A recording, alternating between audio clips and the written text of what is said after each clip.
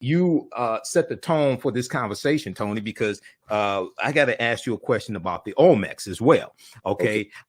Because you just mentioned the Olmecs, right? And I teach about this in my class in Dr. David Imhotep's book, The First Americans Were Africans, Documented Evidence. He talks about the Olmec, Mandinka, Egyptian or ancient Kemetic connection. Okay. So with regards to the Olmec, I was blessed, brother, to have traveled to Mexico twice with Van Sertima and to see these Olmec heads.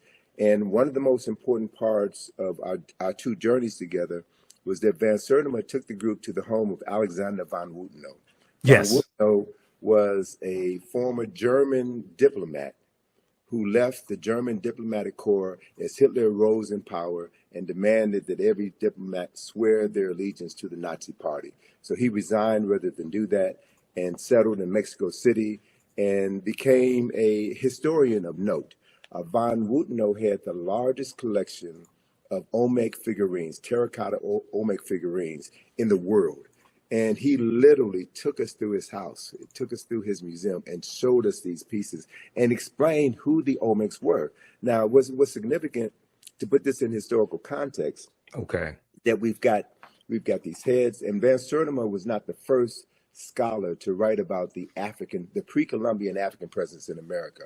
Leo Weiner was one of the first scholars. And even Von Wutenow himself has written extensively on this subject matter.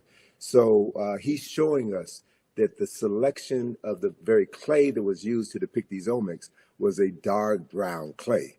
And they had access to various colors clay. So he very skillfully and intelligently showed us the difference between the Olmec people and the Toltec people or the Mayan people based on the type of clay that was used to represent these people. So color was an important aspect of his presentation. Another important aspect, man, is that the year, I'm blanking on the year, but the year that we met him was the year that the Berlin Wall had failed.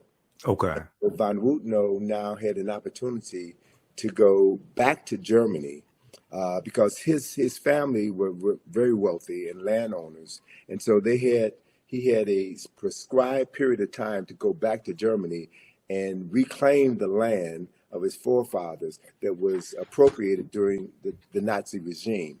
So when we came back to Mexico the following year, we met with Von Wutenow again, and he told us some phenomenal stories about his trip back home to Germany, where he had not been for over 40 years, and his colleagues, some of his colleagues who were Egyptologists, and shared with us that they had evidence of additional Kushite kings, specifically of the 25th dynasty, who are not a part of the historical record, right? So to be able to be in the presence of people who have access to firsthand documentation and can see beyond the veil and add more depth and clarity to a history that has been marginalized was significant to me, was critically important to me. And to be able to travel with Van Sertima, a highly respected scholar, who was instrumental in transforming the lives of hundreds of thousands of people throughout the United States and around the world, was also critically important to me. But one other factor that hurt me to my heart was to learn that Van Sertima was denied tenure at Rutgers University because he had written They Came Before Columbus, The African Presence in America.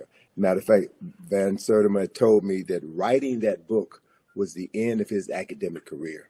And what that says, what it speaks to, is that there are organizations, institutions, and very powerful people at play who want to make sure that certain information never becomes a part of school curricula. Certain information is intentionally withheld because it will affect the consciousness of tens of thousands and maybe even millions of people around the world. So this is no joke. This is no game. This is something that I take very seriously.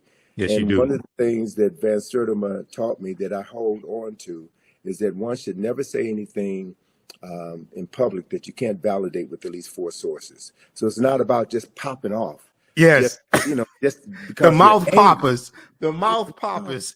No, it's about being serious, and it's about understanding that this is not a sprint. This is a marathon, and that we have to be able to transform the consciousness of tens of millions of people who have been denied the right to read, to write, to reason, and to articulate what they know.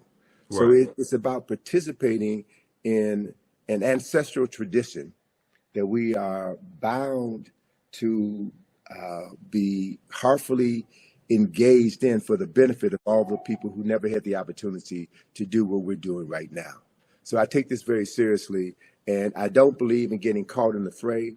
I'm looking at the long game. This is a Right. marathon, not a sprint, and it's about shaping the world that our children's children's children are going to inhabit.